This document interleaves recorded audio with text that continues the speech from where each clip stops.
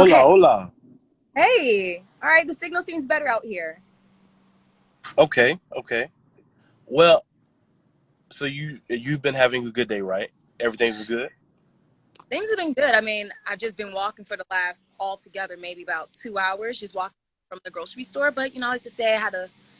I'm sorry. It's like I'm keep and just insinuating on biting me in my face. That's all But right. say today was me getting in tune with nature. So yeah. Oh yeah, okay. So me and you are on the same page, very in tune with nature. But first, I want to know. Well, now I think you're in Atlanta, right? I live in Stone Mountain. Okay, so you were born and raised in Atlanta. No, I'm from New York, but I moved Okay. here, Jacksonville, Florida, back in 2019. Oh, okay, okay. I got you. I got you. Now I see that you're a singer songwriter, right? Now, Yes, what I want to know is what inspires you to be a singer and songwriter, or who influenced you to become that? that's a good question. In terms of who influenced me, there's several people, and in my head, I create a family tree. They don't Okay. know that we're related, but when we meet, they're gonna know. So my musical mother is Janet Jackson. So she's the person that influenced me first and foremost. People like Babyface, Tony Braxton, Monica. I see them as my musical aunties and uncles. Erykah Badu, Lauryn Hill.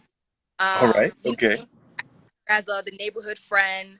Nicki Minaj, she actually is a person. She's my fairy godmother in my head, and she inspired me to start rapping. Um, Kaylani is my sister. Zendaya is my sister, Love both of and them. yeah. Okay. So I think that's pretty much everybody I covered. And of course, I can't forget about MJ, but that's everybody's like musical somebody something. So yeah. Right. Right. Right. Right. Okay. Makes sense. Okay. I like now that was an all star group.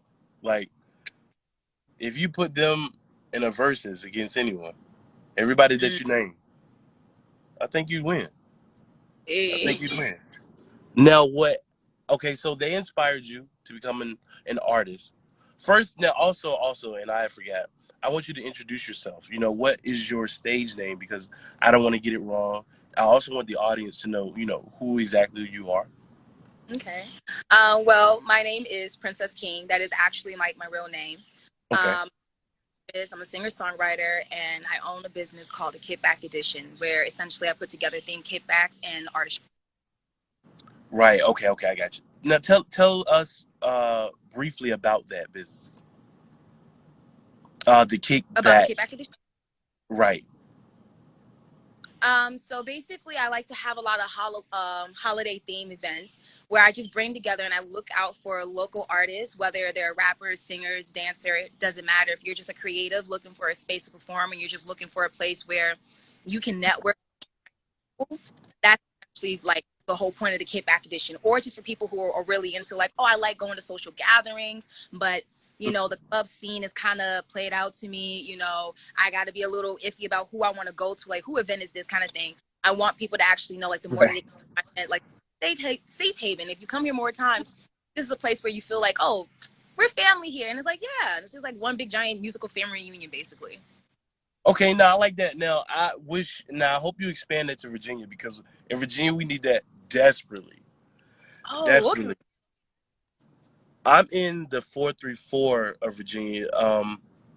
You probably haven't heard of the 434. You probably heard of like Norfolk and Richmond. Yes. Yeah, so now Richmond is in the 804, Norfolk is in the 757. You know, as of course Atlanta artists they come majority, I believe, I would think to the 757 in Norfolk, Hampton and everything. So I hope you come to us and bring that experience because we need that drastically. I would love to, and I want to spread the Yeah. good vibe, man. Yeah, me and you, we're gonna talk about that in the future. You know what I mean? Because I need that experience. I'm gonna franchise that. I'm gonna franchise. You're gonna franchise that, and I'm gonna bring it to Virginia. Gang, gang, I'm ready. Let me know. Okay, okay, yeah, most definitely, because we need that for real. Like it's dead to the point where you just can't go nowhere. There's basically it's violence and everything everywhere. Like, and you just can't enjoy yourself. You can't enjoy the company. So I'm glad you're doing that, and I hope you bring that around my way. Now you're a singer songwriter. Now I want to know, um, is there any artist that you've written for, you know, and you don't have to name their name, but have you named their name, but have you done that for, let's say, not a small artist, but an up and coming artist? Have you done that for any up and coming artists that we can know the name of, or you don't have to know their name? We don't have to know their name. No, no. So one project that I had the pleasure of joining, it was a few years ago, and it was actually my first time actually being somebody's songwriter and being a part of their project. They're a Houston singer named Logan Westy. Okay. Beautiful artist. Like his voice is so true. Like if you're into like Tank, like that kind of vibe, that's his music. And the thing is, at the time, Okay. I was about 18, 19 at the time, and he was about 16. But imagine like this little 16-year-old with this grown ass man voice. It was crazy. Right. So I worked with him. That kind of really stir up my passion for just being on the behind the scene aspect of things. I'm used to always being on camera or being the person having to speak, but helping create their dream, their vision, you know, and just seeing like hearing my words from somebody else's mouth, it was crazy.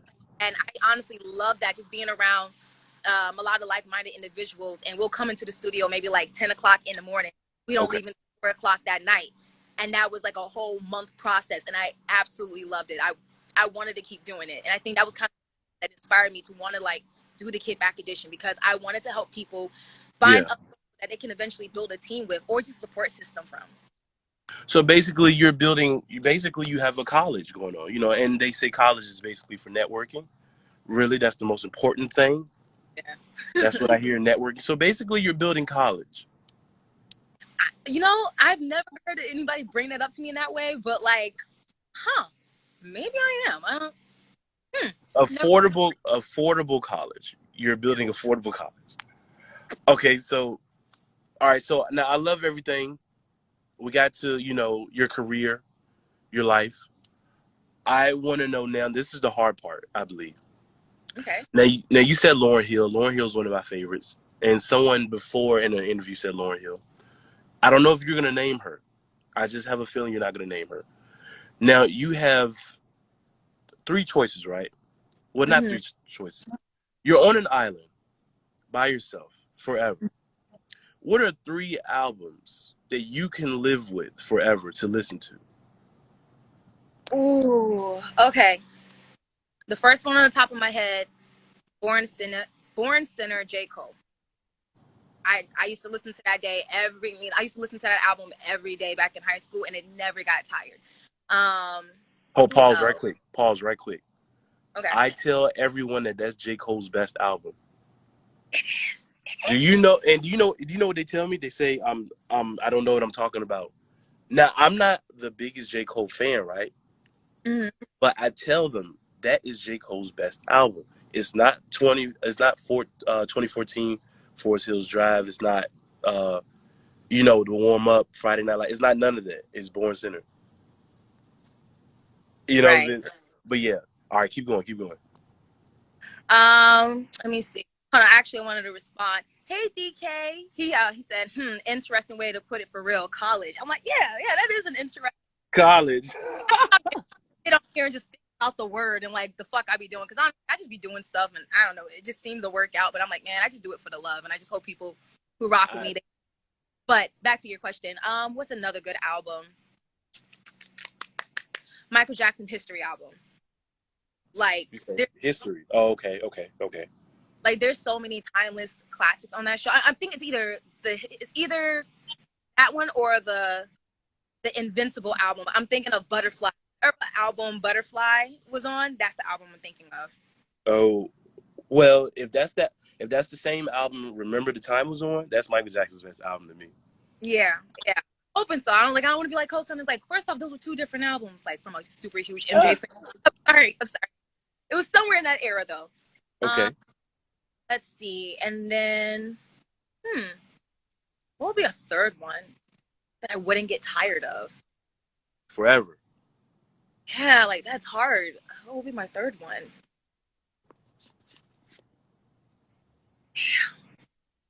I really can't say, and I don't want to just give out an answer because I'm really trying to put myself in that scenario. Like forever, ever. Well, how about a Princess King album? Ooh, you know what? I like that answer. Yeah. Huh? A Yeah, Princess but King album. that album, like the one that I'm like, this was my staple album. Doesn't matter how old I get, this album is timeless. So that record, whenever it comes out, that's Yeah. gonna be. Okay, your greatest hits. Okay, you got it. Okay.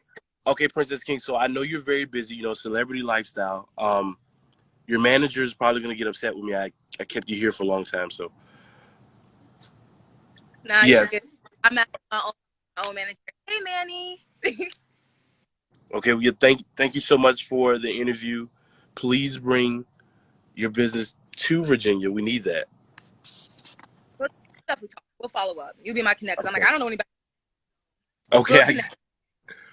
okay, I got you. Appreciate it so much. You have a nice day now. You too. Bye. All right.